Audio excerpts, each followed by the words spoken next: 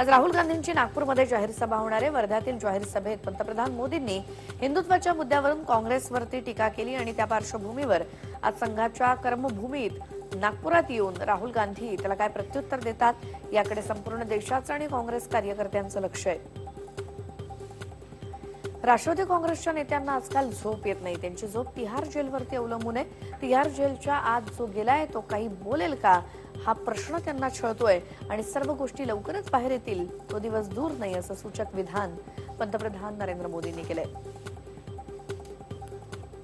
काँग्रेसनं जाहीर केलेलं घोषणापत्र म्हणजे अतिरेक्यांचं समर्थन करणाऱ्या आणि अतिरेकी कारवायांना खतपाणी घालणाऱ्या पाकिस्तानचं समर्थन पत्र असल्याची घणाघाती टीका मोदींनी गोंदियातल्या मरारटोली इथल्या मैदानावरती केली।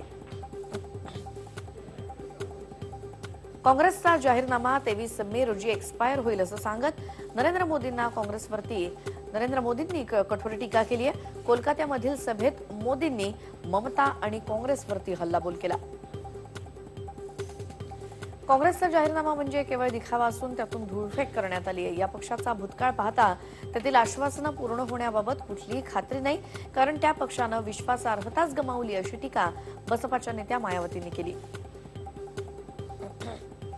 केंद्रीय मंत्री स्मृती इराणी यांच्या संबंधी आक्षेपार्ह टिप्पणी केल्याप्रकरणी पीपल्स रिपब्लिकन पक्षाचे संस्थापक आणि आमदार जोगेंद्र कवाडे यांचे पुत्र जयदीप कवाडे यांना अटक करण्यात आली आहे। अटकेनंतर जयदीप कवाडेंची जामिनावर सुटकाही झाली। नगर लोकसभा मतदारसंघातून अपक्ष उमेदवारी दाखल करण्याच्या तयारीत असलेले भाजपचे विद्यमान खासदार दिलीप गांधी यांचे चिरंजीव सुवेंद्र गांधी यांनी अखेर निवडणूक न लढवण्याचा निर्णय घेतलाय। निवडणूक आयोगानं पंतप्रधान मोदी यांच्या मैं भी चौकीदार या कार्यक्रमाचं थेट प्रक्षेपण केल्याप्रकरणी दूरदर्शनला कारणे दाखवा नोटीस बजावण्यात आली आहे। ज्याला कुटुंबच नाही त्याला कुटुंबाचं काय कळणार अशी खोचक टीका राष्ट्रवादी काँग्रेसचे अध्यक्ष शरद पवार यांनी नामोल्लेख टाळून नरेंद्र मोदींवरती केली। इतकंच नव्हे तर गांधी कुटुंबाचाही मोदी द्वेषच करत असल्याचा टोला पवारांनी लगावला। आरएसएसचे मोदी यांचा आपण कधीच गुरु नव्हतो असंही पवारांनी स्पष्ट केलं। उत्तर पूर्व मुंबईतून किरीट सोमय्यांचा पत्ता कट झाला असून भाजपनं मनोज कोटक यांना उमेदवारी जाहीर केली आहे। मनोज कोटक हे मुंबई महापालिकेचे गटनेते आहेत। देशात नरेंद्र मोदींचं सरकार यावं यासाठी लागेल ते सगळं करणार आहे असं सांगताना मनोज माझ्या धाकट्या भावासारखं असून त्याच्या विजयाची जबाबदारी आपली असेल असं किरीट सोमय्या यांनी सांगितलं। ईशान्य मुंबई मतदारसंघात किरीट सोमय्यांचा पत्ता कट झाला असला तरी सोमय्यांनी मनोज कोटक यांचं अभिनंदन करणारं प्रसिद्धीपत्रक काढलंय। मनोज कोटक हे मुंबई महापालिकेत नगरसेवक आणि भाजपचे गटनेते आहेत। त्यांना मुंबईच्या प्रश्नांबद्दल जाण आहे, त्यामुळे ते मुंबईचा आवाज दिल्लीत योग्य प्रकारे मांडतील अशा पद्धतीचे शुभेच्छा देणारं पत्रक सोमय्यांनी काढलंय। किरीट सोमय्यांनी वेळोवेळी मातोश्रीचा भ्रष्टाचार बाहेर काढला, त्याचीच त्यांना शिक्षा मिळाली। भ्रष्टाचार संपवण्याचा भाजपनं जो संकल्प केलाय त्याचा पुढे काय झालं असा प्रश्न संजय निरुपम यांनी उपस्थित केला। लोकसभा निवडणुकीच्या 8 दिवस आधीच TV9 समूहाचा एक मोठा खुलासा समोर आलाय। म्हणजे निवडणूक आयोगाच्या नाकाखाली खासदारांचा काळ्या पैशांचा धंदा सुरू असल्याचं या स्टिंग ऑपरेशनमध्ये समोर आलंय। प्रचारासाठी खासदारांना काळा पैसा हवा असल्याचं समोर आलंय आणि यात महाराष्ट्राच्या काही खासदारांचा समावेश आहे। सगळ्यात आधी बिहारच्या मधेपुरा सहारसाचे खासदार TV9च्या स्टिंग ऑपरेशनमध्ये सापडले। पप्पू यादव यांनी 8 कोटी रुपये मागितल्याचं TV9च्या स्टिंगमध्ये कैद झालंय। इमानदारीचा टेंभा मिरवणाऱ्या अरविंद केजरीवाल यांच्या पक्षाचे साधू सिंह देखील TV9च्या स्टिंग ऑपरेशनमध्ये सापडले। या स्टिंग ऑपरेशनमध्ये साधू सिंह यांनी 3 कोटी रुपये खर्च करण्याची तयारी दाखवली, मात्र हा पैसा त्यांना चेकमधून नको तर कॅशमध्ये हवाय। निवडणुकीत पैशांनी मतदारांना विकत घेता येतं असंही साधू सिंग म्हणतात। TV9च्या स्टिंग ऑपरेशनची निवडणूक आयोगानं दखल घेतली। वर्ध्याचे भाजपचे खासदार रामदास तडस यांचं TV9नं केलेलं स्टिंग ऑपरेशन या प्रकरणी महाराष्ट्र निवडणूक आयोगानं जिल्हा निवडणूक अधिकाऱ्यांना तपासणीचे आदेश दिलेत। सांगली लोकसभा मतदारसंघातून वंचित बहुजन आघाडीचे उमेदवार गोपीचंद पडळकर यांनी जोरदार शक्ती प्रदर्शन करत आपला उमेदवारी अर्ज दाखल केला। यावेळी त्यांच्यासोबत धनगर नेते प्रकाश अण्णा शेंडगे उपस्थित होते। अहमदनगरला वंचित बहुजन आघाडी निवडणुकीच्या रिंगणात उतरली आहे। वंचित बहुजन आघाडीचे उमेदवार सुधाकर आव्हाड यांनी उमेदवारी अर्ज भरला। आव्हाडांच्या उमेदवारीमुळे सुजय विखे पाटलांसाठी निवडणूक सोपी राहणार नसल्याची चिन्ह आहेत। सुप्रिया सुळेंची संपत्ती गेल्या 5 वर्षात दुपटीने वाढली आहे. त्यांच्याकडे 100 कोटींपेक्षा जास्त संपत्ती असून त्यांच्या प्रतिज्ञापत्रात नमूद केलंय.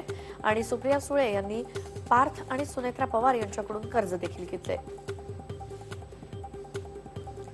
आमचं सरकार आलं तर जुन्या नोटा अजूनही बदलून देऊ असं आश्वासन वंचित आघाडीचे उमेदवार अॅडव्होकेट प्रकाश आंबेडकरांनी अकोल्यातल्या जनसभेत दिलंय. एका चाणक्याने इतिहास घडवला होता. पण भाजपचे चाणक्य म्हणून ओळखले जाणारे चंद्रकांत पाटील यांचा इतिहास हा विषय कच्चा असल्याचं सिद्ध झालंय. 1922 साली देशाच्या स्वातंत्र्याला 75 वर्ष पूर्ण झाल्याचं वक्तव्य चंद्रकांत पाटील यांनी केलं.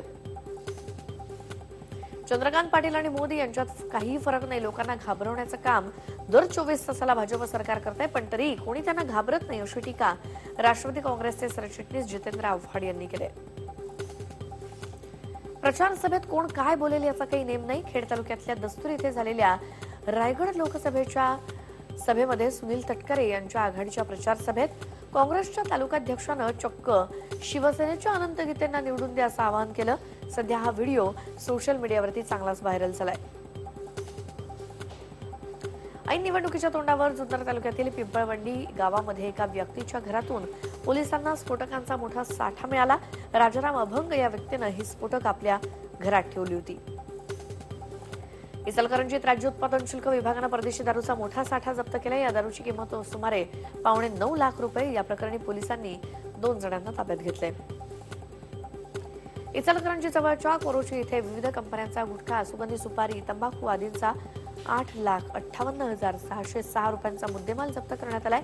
कोल्हापूर स्थानिक गुन्हे शाखेच्या पथकानं हा छापा टाकला. या प्रकरणी पोलिसांनी दोघांना अटक केली आहे. पालघर जिल्ह्यातील मनोर इथे तब्बल 1.5 कोटी रुपये किमतीचे 2 मांडूळ साप बाळगणाऱ्यांना पालघर स्थानिक गुन्हे शाखेनं अटक केली आहे.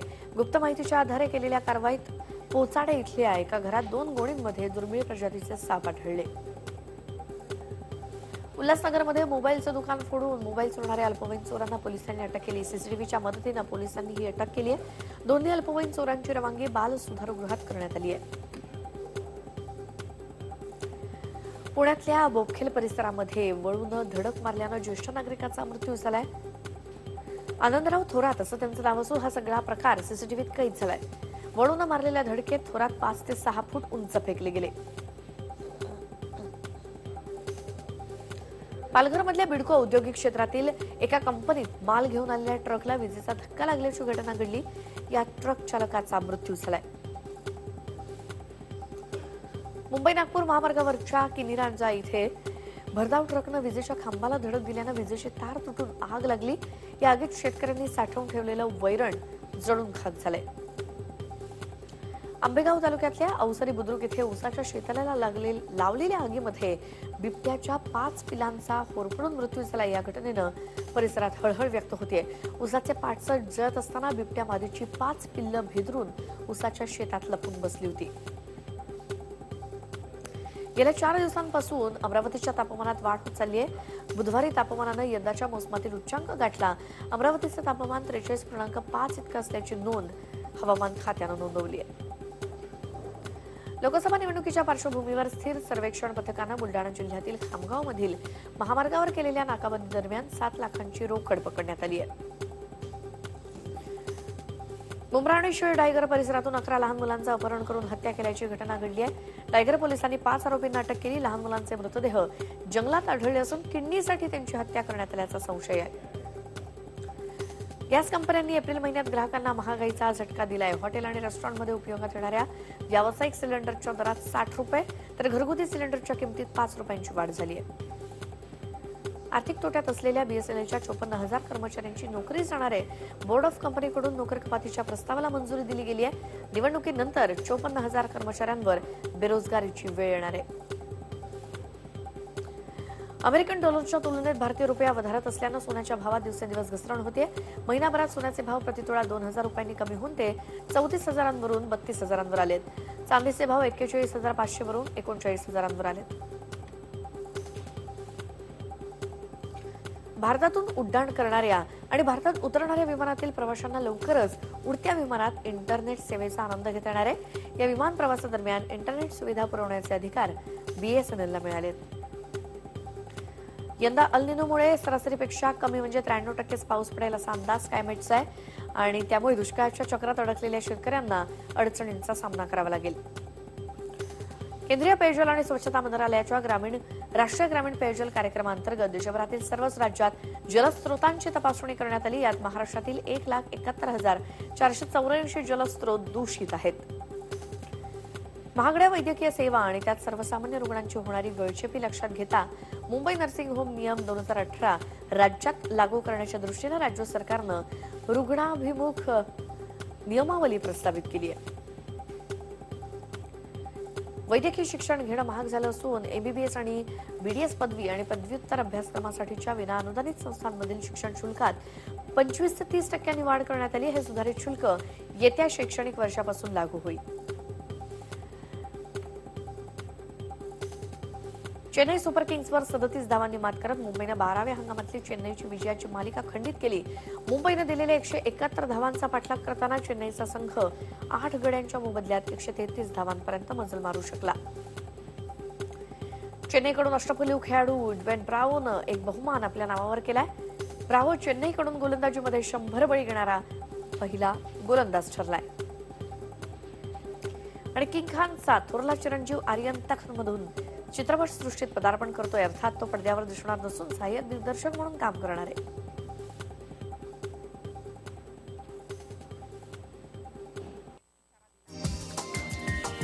हा व्हिडिओ तुम्हाला आवडला असेल तर असे आणखी व्हिडिओ पाहण्यासाठी TV9चं YouTube चॅनल सबस्क्राइब करा, बेल बटन दाबा. ताज्या घडामोडींसाठी लॉग ऑन करा tv9marathi.com.